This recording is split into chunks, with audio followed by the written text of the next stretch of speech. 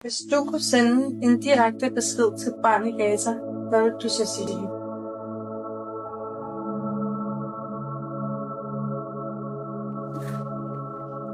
Jeg vil ønske, at jeg kunne sige, at vi hjælper jer lige om lidt. Men det kan jeg ikke. Så vil jeg sige undskyld og bede om tilgivelse på vegne af menneskeheden. Undskyld, at vi ikke gør mere, end vi gør nu. Hvis jeg kunne sige noget til et barn i Gaza, så ville det nok være, at vedkommende ikke må miste håbet. Fordi jeg tror, man kan tage alt fra mennesket, men det eneste, man ikke kan tage, det er ens håb. Hvis jeg stod over for et barn i Gaza, så ville jeg sige til det her barn, at det barn, det er så elsket. Så ufattelig elsket.